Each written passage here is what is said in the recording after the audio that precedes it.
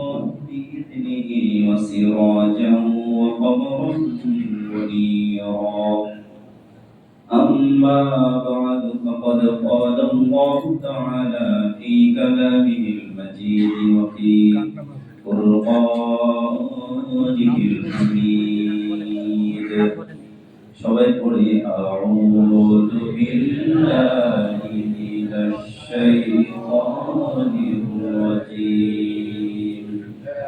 বিসমিল্লাহির রাহমানির রাহিম।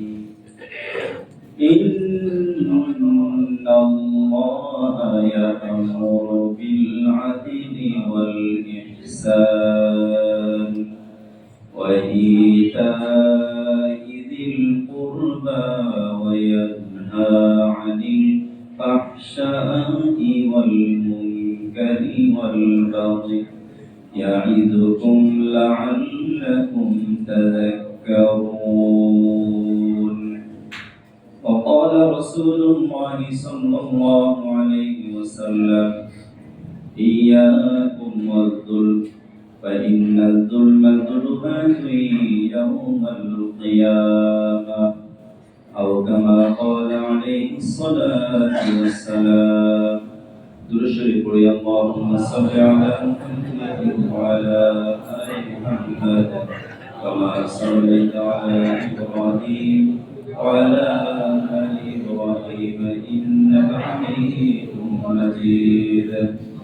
اللهم بارك على محمد وعلى آل محمد كما باركت على إبراهيم وعلى آل إبراهيم إنك حميد مجيد. بلغ العلا بكماله كشف الدجى بجماله حسنت جميع خصاله صلوا عليه وآله.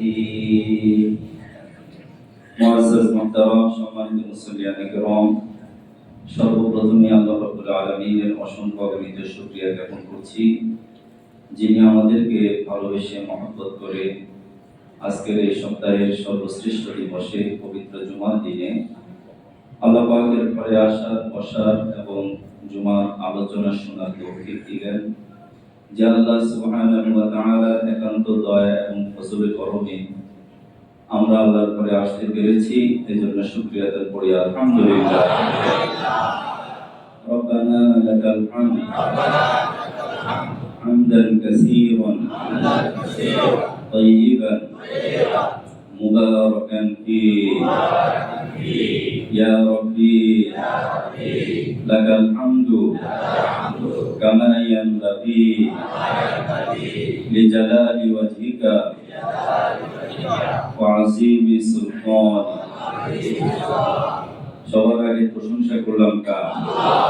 সর্ব অবস্থায় সকল প্রশংসার একমাত্র মালিককে, আল্লাহ রাব্বুল আলামিনের প্রশংসা এবং সাথে সাথে সংক্ষেপে আমরা আমাদের প্রিয় নবী সাল্লাল্লাহু আলাইহি ওয়াসাল্লামের উপরে দুরূদ শরীফ পড়ি। সবাই পড়ি সাল্লাল্লাহু আলাইহি ওয়াসাল্লাম। সম্মানিত মুসল্লিয়ান কিরাম, পবিত্র জুমার দিনে মুসল্লিদের সামনে বিষয়ভিত্তিক সংক্ষেপে কিছু কথা বলা হয়। প্রত্যেকটা মসজিদেই আমাদের দেশে, আমাদের দেশের বাইরে সর্বত্র এই নিয়ম চালু আছে। তো আমরা সেই ধারাবাহিকতায় গত সপ্তাহে পোশাক ব্যবহারে ইসলামের বিধিনিষেধ খুবই সংক্ষেপে আলোচনা করেছি।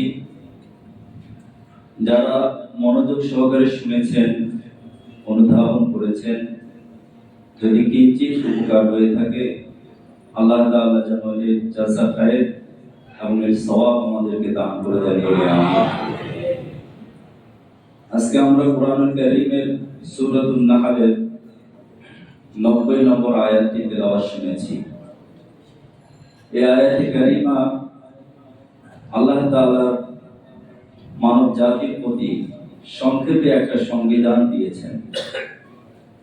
খুবই সংক্ষিপ্ত আকারে কিছু নির্দেশনা এবং কিছু নিষেধ, আদেশ এবং নিষেধের সমন্বয়ে ছোট্ট একটি আয়াত আল্লাহ তাআলা নাযিল করেছেন।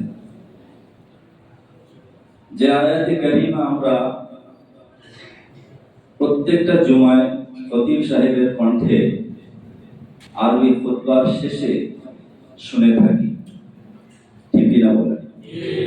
যারা খেয়াল করে শুনেন যে ইন্নাল্লাহা ইয়া'মুরু বিল আদলি ওয়াল ইহসান, অনেকের এই আয়াতটা মুখস্থ আছে। যারা নিয়মিত নামাজ আদায় করি, শুনতে শুনতে অনেক সময় ইমাম সাহেব যে কিরাতগুলো তেলাওয়াত করে, অনেক মুসল্লি আছে এগুলো ইমাম সাহেবের সাথে মুখস্থ করে ফেলেন, আছে না? আমরাও ছাত্র জীবনে বা অনেক সময় উস্তাদদের মুখে যে তেলাওয়াতগুলো বেশি শুনতাম, সেগুলো এমনি শুনে শুনে মুখস্থ করে ফেলতাম। আয়াতে কারিমায় আল্লাহ রাব্বুল আলামিন মানব জাতির উদ্দেশ্যে 3টি নির্দেশ দিয়েছেন আর 4টি নিষেধ করেছেন। 4টি নিষিদ্ধ কাজ এবং 3টি নির্দেশ। 3টি আদেশের প্রথম আদেশটি হলো ইন্নাল্লাহা ইয়া'মুরু বিল আদলি, যে নিশ্চয়ই আল্লাহ তাআলা আদলের আদেশ করেন। আদল এই শব্দটি বাংলায় বহুল ব্যবহৃত শব্দ। এর বাংলা অর্থ যদি আমরা বলি, সমতা বলা যেতে পারে। আরবিতে ইনসাফ বা সাম্য, সকল ক্ষেত্রে ভারসাম্যতা, ইংরেজিতে মেজারমেন্ট, এই শব্দটি আমরা সাধারণত আদলের ক্ষেত্রে ব্যবহার করে থাকি, যে ভাই আপনার মাত্রাটা ঠিক হলো না। আমরা যদি একেবারে স্বাভাবিকভাবে বলি, যখন একজন বিখ্যাত বাবুর্চি তরকারি রান্না করে, রান্নায় যদি তার মেজারমেন্ট ঠিক না থাকে, সব কিছুতে যদি কম্বাইনেশন না হয়, তাহলে সে রান্নাটা সুস্বাদু হয় না, ঠিক কিনা? সব কিছু ঠিক আছে কিন্তু লবণের মাত্রা একটু বেশি, রান্না স্বাদ হবে? সব কিছু ঠিক আছে কিন্তু লবণ নাই, স্বাদ আছে? ঠিক এরকম আদল এমন একটা বিষয় একজন মুসলমানের জীবনে, যে সর্বক্ষেত্রে তার কথা, কাজ, নিজের মধ্যে, পরিবারের মধ্যে, সমাজের মধ্যে, ব্যবসায়, চাকরিতে, একেবারে শুধু রান্নাঘর থেকে শুরু করে পার্লামেন্ট পর্যন্ত জীবনের সর্বক্ষেত্রে যদি আদল, ইনসাফ, সমতা, সাম্য এবং মেজারমেন্ট না থাকে, তাহলে সেখানে কখনো শান্তি আসতে পারে না। পরিপূর্ণ শান্তি আনতে হলে সর্বক্ষেত্রে আদলের চর্চা করতে হবে, ঠিক কিনা বলেন? এজন্য আল্লাহ রাব্বুল আলামিন পবিত্র কুরআনুল কারীমে এই আদল শব্দটিকে প্রায় 29 বার ব্যবহার করেছেন। আল্লাহ তাআলা কথার ক্ষেত্রে আদল কথা বলেছেন, ওয়া ইযা কুলতুম ফা'দিলু ওয়ালাউ কানা যা কুরবা। যখন তোমরা কথা বলো বা কথা বলছো, ফা'দিলু, তোমরা ইনসাফ কায়েম করো, ইনসাফ প্রতিষ্ঠা করো, ন্যায়সঙ্গত কথা বলো, কোনো অন্যায় কথা বলবে না। এখন ন্যায়ের কথা বলতে গিয়ে যদি তোমার চোখে ধরা পড়ে যে না, এই লোকটা তো আমার আত্মীয়, আমার আপনজন, এর বিরুদ্ধে তো কথা বলা যাবে না। আল্লাহ তাআলা সেটাও হুঁশিয়ার করে দিয়েছেন, ওয়ালাউ কানা যা কুরবা, যদিও সে তোমার নিকট আত্মীয় হয়, তারপরেও নিকট আত্মীয়কে ছাড় দেওয়া যাবে না। আল্লাহ রাব্বুল আলামিন একজন হাকিম, একজন বিচারক, সে ফয়সালা করবে কিভাবে, তাকেও আল্লাহ তাআলা কঠোর ভাষায় বলে দিয়েছেন, ওয়া ইযা হাকামতুম বাইনান নাস আন তাহকুমু বিল আদলি, যখন তোমরা মানুষের মাঝে কোনো ফয়সালা করো, কোনো বিচার করতে বসো, আন তাহকুমু বাইনান নাস ওয়াইদা হাকামতুম বাইনান নাসি আন তাহকুমু বিল আদলি, তখন অবশ্যই তুমি আদলের সাথে ইনসাফের সাথে বিচার করো। ঠিক আল্লাহ রাব্বুল আলামিন অন্যত্র বলছেন, যখন তুমি কোন সাক্ষ্য দিবে, চাই সেটা তোমার নিকট আত্মীয়র মাঝে হোক, সমাজের কোন ব্যাপারে হোক, কোন মামলায় হোক, কোন ব্যাপারেই হোক না কেন, যখন তুমি সাক্ষ্য দিবে অবশ্যই তুমি ইনসাফের সাথে আদল বজায় রেখে সাক্ষ্য দিবে। ঠিক কিনা বল? এমনি ভাবে যদি কোন মানুষের মাঝে কোন ফয়সালা করার দায়িত্ব পাও, বিচার করার দায়িত্ব পাও, দুজনের মাঝে চরম দ্বন্দ্ব, চরম সংঘাত, চরম ঝগড়া, এই ঝগড়া সংঘাত দ্বন্দ্বের অবসান করবে তোমাকে দায়িত্ব দেওয়া হলো। আল্লাহ রাব্বুল আলামিন বলেন, ফাসলিহু বাইনান নাস, তখন মানুষের মাঝে খুবই সুন্দরভাবে, চমৎকারভাবে, ন্যায়সঙ্গতভাবে ফয়সালা করো।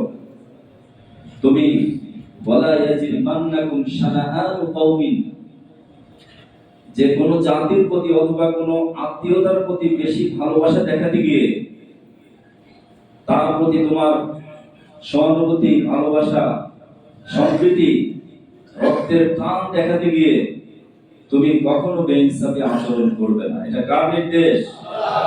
আল্লাহ রাব্বুল আলামিনের নির্দেশ। এজন্য মুহতারাম হাজিরিন, আজকে আমাদের সমাজে শান্তি নেই, সমাজে চুরি, ডাকাতি, ছিনতাই, রাহাজানি, অপরাধ কমছে না বাড়ছে? দিন দিন বেড়ে চলছে। তার কারণ আমি নিজেই, আমার মধ্যে আদল নাই। আমি নিজেকে নিজে সম্বোধন করি, আমি নিজেকে আমার নিজের প্রতি ইনসাফ করতে পেরেছি, আমার পরিবারের প্রতি আমার ইনসাফ আছে। সমাজের কথা দূরে রাখলাম, রাষ্ট্রের কথা তো আরো দূরে। আল্লাহ রাব্বুল আলামিন নিজের প্রতি নিজেকে ইনসাফ করতে বলেছেন। আর আদলের বিপরীত হলো জুলুম। আর জুলম কাকে বলা হয়? ওয়াজউশ শাই গায়রি মাহাল্লিহি ফাহুয়া জুলম।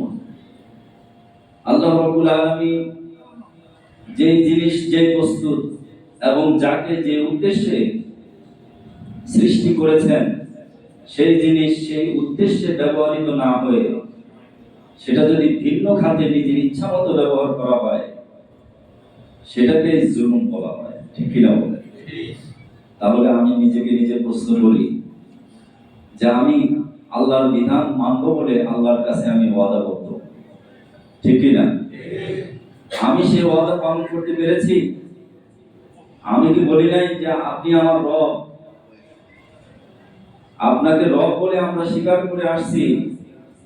সে রবের রুবুবিয়্যাত, তার ওয়াহদানিয়্যাত, তার একত্ববাদ এবং তার আইন, তার বিধান আমার আপনার জীবনে কি বাস্তবায়ন করতে পেরেছি? এজন্য প্রথমে তো আমি আমার প্রতি বেইনসাফি করেছি, ঠিক কিনা? অথচ যদি নিজের প্রতি কেউ ইনসাফ করে, আল্লাহ রাব্বুল আলামিন ওই সমস্ত ইনসাফকারীদের কি পুরস্কার এবং কি আল্লাহর পক্ষ থেকে কি হাদিয়া রয়েছে তাও স্পষ্টভাবে বলে দিয়েছেন।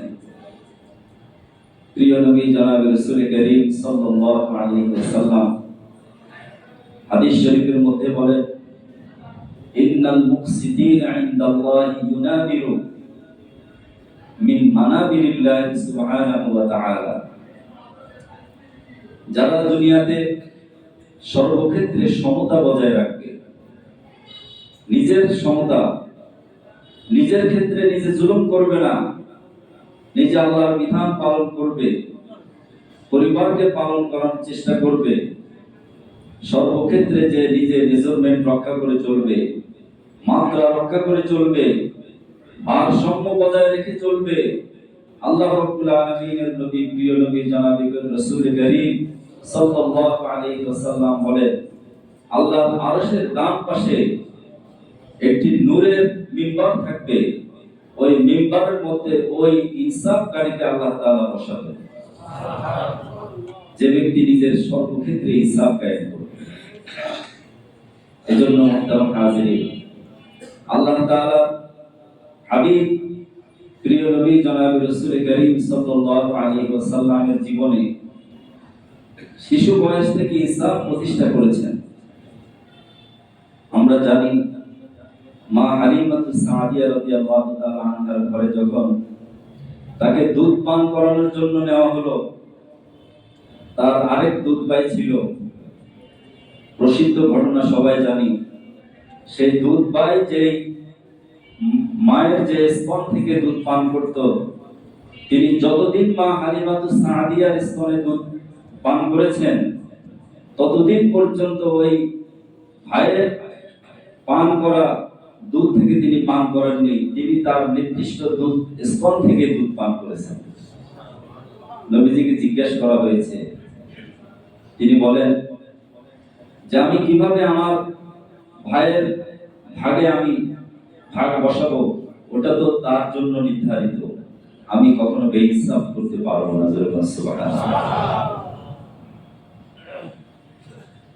রাসূল করিম সাল্লাল্লাহু আলাইহি ওয়াসাল্লামের যুগে অসংখ্য এমন ঘটনা রয়েছে যেগুলো আমাদের জন্য শিক্ষা। হযরতে ওমর রাদিয়াল্লাহু তাআলা আনহুর ঘটনা, তিনি কত বড় ইনসাফ কায়েম করেছেন, যেগুলো আমাদের জন্য ঘটনা, আমাদের জন্য শিক্ষা, আমাদের জন্য উদ্দীপনা, আমরা কিভাবে চলবো তার জন্য অনুপ্রেরণা। ঠিক কিনা বলেন? হযরত ওমর রাদিয়াল্লাহু তাআলা আনহুর সময় এক ইহুদি এবং একজন মুসলমান, পরবর্তীতে প্রমাণ হয়েছে সে নামের মুসলমান ছিল, আসলে সে অন্তরে মুসলমান ছিল না। আর যে ব্যক্তি মুখে ইসলাম বলে অন্তরে নাই, তাকে কোরআনের ভাষায় কি বলা হয়েছে? মুনাফিক বলা হয়েছে। যে অন্তরে একটা আর মুখে কি আরেকটা। এরকম দুইজন ব্যক্তি একটি বিচার কার্য নিয়ে নবীজি সাল্লাল্লাহু আলাইহি ওয়াসাল্লামের দরবারে উপস্থিত। দুজনেই বিচার প্রার্থী, আল্লাহর রাসূল ইনসাফের প্রতীক। তিনি দুজনের বক্তব্য শুনানি শেষে, তথ্য প্রমাণ শেষে তিনি ইহুদির পক্ষে রায় দিলেন। মুসলমান ব্যক্তির নবীজি সাল্লাল্লাহু আলাইহি সাল্লামের রায় পছন্দ হলো না। সে চিন্তা করলো যে নবীজির একজন সাহাবী হযরত ওমর অত্যন্ত রাগী মানুষ, এবং সে ইহুদির পক্ষে রায় দিবে না। আমি যেহেতু আত্মস্বীকৃত একজন মুসলমান, সে জানে যে আমি একজন মুসলমান, হয়তোবা আমার পক্ষে রায় দিবে। সে হযরত ওমর রাদিয়াল্লাহু তাআলা আনহুর দরবারে উপস্থিত, বলল যে ভাই চলো আমরা হযরত ওমরের কাছে এই বিচারটা দ্বিতীয়বার করাই। সে বলল ঠিক আছে, তুমি যখন নবীজির বিচার মানো না, চলো যাই দেখি কি বলে উনি। হযরত ওমর রাদিয়াল্লাহু তাআলা আনহু দুজনের বক্তব্য শুনলেন, শুনে বললেন তোমরা একটু দাঁড়াও, আমি ঘর থেকে আসি। তিনি ঘরের ভিতরে প্রবেশ করে একেবারে খোলা তরবারি নিয়ে ঘর থেকে বের হলেন। তরবারি উঁচু করে তিনি দুজনের উদ্দেশ্যে বললেন, যারা প্রিয় নবী জনাব রাসূলুল্লাহ সাল্লাল্লাহু আলাইহি ওয়াসাল্লামের বিচারকে মানে না, আর যে ব্যক্তি তার বিচার উপেক্ষা করে আমার কাছে আসে, সে কখনো মুসলমান হতে পারে না। অতএব যে ব্যক্তি আমার কাছে দ্বিতীয়বার বিচারের জন্য আসছো, তোমার বিচার আমার কাছে এটাই। সঙ্গে সঙ্গে তরবারি উঁচু করে তার গাড় থেকে গর্দান আলাদা করে দিয়ে তাকে হত্যা করে ফেললেন। হযরত ওমর রাদিয়াল্লাহু তাআলা আনহু এই বিষয়টি নবীজি সাল্লাল্লাহু আলাইহি সাল্লামের দরবারে গেল। পরে প্রমাণ হলো যে লোকটা আসলে মুসলমান ছিল না, সে ছিল মুনাফিক। এবং সে যেহেতু কোরআনের বিধানকে লঙ্ঘন করেছে, আল্লাহর কোরআনের ফয়সালাকে অস্বীকার করেছে, সে আর মুসলমান থাকে নেই, মুনাফিক নাই, সে সরাসরি কাফের হয়েছে। আর কাফেরকে হত্যা করা বৈধ। এই হিসাবে হযরত ওমর রাদিয়াল্লাহু তাআলা আনহুর বিচারটাই নবীজি সাল্লাল্লাহু আলাইহি সাল্লাম সমর্থন করলেন। এজন্য মুহতারাম হাজিরিন, বিচার ফয়সালার ক্ষেত্রে যদি আমার আপনার ভিতরে ইনসাফ না থাকে, যদি আদল না থাকে, তাহলে সর্বক্ষেত্রে আমরা যে কত বিপদে পড়ব, সর্বক্ষেত্রে কত সমস্যার সম্মুখীন হব, সেটা দৃষ্টান্ত প্রত্যেকটা ব্যক্তি পরিবারে আমরা দেখতে পাচ্ছি। কোন ব্যক্তির যদি ছেলে মেয়ে দুটাই থাকে, অনেক সময় মেয়েদেরকে সম্পদ থেকে বঞ্চিত করা হয়, ঠিক কিনা বলেন? ছেলের প্রতি ভালোবাসা বেশি থাকে। আবার অনেক সময় দেখা যায় সম্পদ বন্টনের ক্ষেত্রে নিজের সমতা বজায় রাখা সম্ভব হয় না, অনেকে রাখেন না।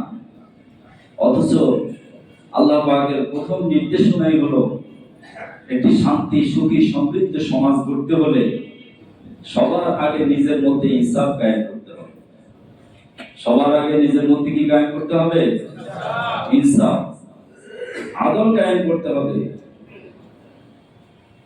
আর যার ভিতরে ইনসাফ থাকবে না,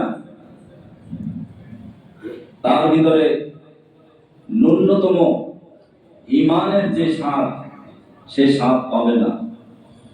এজন্য প্রিয় নবী রাসূল করিম সাল্লাল্লাহু আলাইহি ওয়াসাল্লাম বলেছেন, হাসরের ময়দানে কঠিন বিপদের সময় আল্লাহ রাব্বুল আলামিন 7 শ্রেণীর মানুষকে তার আরশের ছায়ায় স্থান দিবেন, যেই সময় সূর্যের আলো মাথার উপরে থাকবে, মাথার গিরুগুলো টকবক করতে থাকবে সূর্যের প্রখর তাপে। সেই কঠিন মুহূর্তে আল্লাহ রাব্বুল আলামিন তার আরশের ছায়ায় 7 শ্রেণীর লোককে স্থান দিবেন। তার মধ্যে 1 নম্বর হলো ইমামুন আদিলুন, ওই ন্যায়পরায়ণ শাসক, যে তার শাসন কার্যে কখনো বেইনসাফি করে নাই, কখনো দেখেনি সে আমার আত্মীয় নাকি অনাত্মীয়, সে আমার দলের লোক নাকি বিরোধী দলের লোক, সে আমার আপন নাকি পর, এটা কখনো বিবেচনা না করে সে ইনসাফ ভিত্তিক বিচার কাজ করেছে। আল্লাহ রাব্বুল আলামিন ওই দিন ওই ন্যায়পরায়ণ শাসককে তার আরশের ছায়ায় স্থান দিয়ে দিবেন। শুধুমাত্র তাই নয়, দুনিয়াতে যে ব্যক্তি ন্যায়পরায়ণতার সাথে চলবে এবং ন্যায়ের পথে থাকার চেষ্টা করবে, সমতা বজায় রাখবে, ইনসাফের উপরে কায়েম থাকবে, আল্লাহ রাব্বুল আলামিন তার প্রতি সকল মানুষের ভালোবাসা সৃষ্টি করে দিবেন। এজন্য আমরা দেখতে পাই সমাজের মধ্যে যার ভিতরে ইনসাফ আছে, যার মধ্যে আদল আছে, যার মধ্যে চলাফেরায় ভারসাম্যতা আছে, সে যেমনই হোক না কেন, তার প্রতি বা তার দলের প্রতি মানুষের ভালোবাসা সৃষ্টি হয়ে যায়। এটা কার পক্ষ থেকে? এজন্য আপনি আমি, আমাকে মানুষের সামনে প্রেজেন্ট করতে হলে, ভালো মানুষ হিসাবে যদি আমি মানুষের সামনে উপস্থাপিত হতে হই বা মানুষের সামনে নিজেকে তুলে ধরতে হয়, তাহলে সবার আগে আমার ভিতরে ইনসাফ থাকতে হবে। আমি যদি নিজে বেইনসাফি করি, আমি যদি পক্ষপাতিত্ব করি, আমি যদি মাত্রা অতিরিক্ত কোনো কাজ করি, আমি যদি ভারসাম্যতা বজায় না রাখি, তাহলে সমাজে আমার স্থান এমন জায়গায় যাবে যে আমি হয়তো নিজেকে বড় মনে করি, কিন্তু প্রত্যেকটা মানুষই আমাকে ছোট মনে করবে, ঠিক কিনা বলেন? এজন্য মুহতারাম হাজিরিন, নবীজি সাল্লাল্লাহু আলাইহি ওয়াসাল্লাম বলেছেন, ইয়্যাকুম ওয়াজ-জুলম, জীবনের সর্বক্ষেত্রে তোমরা জুলুম পরিহার করো। আর জুলুম মানে হলো যেটা ন্যায়সঙ্গত নয়, যেটা অন্যায়, সকল অন্যায়কে তুমি পরিহার করো, অন্যায়কে প্রশ্রয় দিও না।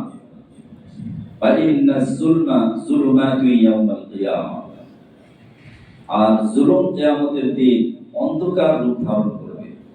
এমন অন্ধকার হবে, জালেম ব্যক্তি অন্ধকারে বেষ্টিত থাকবে, সামনে পিছনে কাউকে দেখতে পাবে না।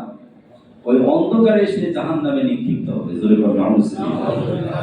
এই জন্য মুহতারাম হাজিরিন, আমরা যারা আলোচনা শুনছি, আজকের জুমার আমাদের আলোচনার বিষয় হলো জীবনের কোন ক্ষেত্রে আমরা জুলুম করব না। ঠিক আছে তো ইনশাআল্লাহ? আমার দ্বারা যেন আমার পরিবারের উপরে জুলুম না হয়, আমার সন্তানরা যেন আমার দ্বারা জুলুমের শিকার না হয়, আমার দ্বারা যেন আমার কাস্টমার জুলুমের শিকার না হয়। আমি যদি একজন দোকানদার হই, আমি যদি একজন ব্যবসায়ী হই, আমার দোকানে যারা আসবে ব্যবসা করার জন্য, মাল কেনার জন্য, পণ্য ক্রয় করার জন্য, তারা যেন কোনোভাবে জুলুমের শিকার না হয়। আমি যদি একজন বড় অফিসার হই, আমার কাছে যে সমস্ত ব্যক্তিরা কাজের জন্য আসবে, তাদের প্রতি বিন্দু মাত্র জুলুম করা যাবে না। যাবে?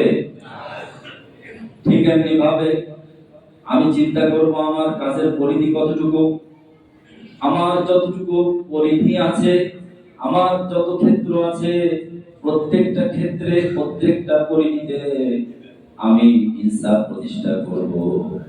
আমার সাধ্য অনুযায়ী চলার চেষ্টা করব। সাহায্য করবেন কে? কারণ যে ব্যক্তি আল্লাহু ফি আউনিল আবদি মা দামাল আবদু ফি আউনি আখি, নবীজি অত্যন্ত চমৎকার ভাবে বলেছেন, যখন কোন মানুষ অপর মানুষের সহযোগী থাকবে, মানুষের প্রতি তার সহানুভূতি থাকবে, ভালোবাসা থাকবে, দয়া থাকবে, একটু তাকে জাহান্নামের পথ থেকে জান্নাতে নেওয়ার এই একটা আকাঙ্ক্ষা থাকবে, এরকম দয়া যার মধ্যে থাকবে, আল্লাহর ভালোবাসা তার সাথেই থাকবে। অতএব মুহতারাম হাজিরিন, আমরা চেষ্টা করব জীবনের সর্বক্ষেত্রে আদর প্রতিষ্ঠা করার জন্য। আল্লাহ রাব্বুল আলামিন যেন আমাকে আপনাকে সবাইকে জীবনের সর্বক্ষেত্রে আদর এবং ইনসাফ ভিত্তিক জীবন যাপন করার তৌফিক দান করে দেন বলে আমিন। আগামী জুমায় আমরা ইনশাআল্লাহ এর পরবর্তী আল্লাহ তাআলা ইহসান সম্পর্কে বলেছেন, ঈদুল কুরবা সম্পর্কে বলেছেন, সেই বিষয়ে আলোচনা করব। আল্লাহ তাআলা যেন আমাদের সবাইকে আমল করার তৌফিক দান করে দেন। সবাই বলি আমিন। ওয়া আখিরু দাওয়ানা আলহামদুলিল্লাহি রাব্বিল আলামিন।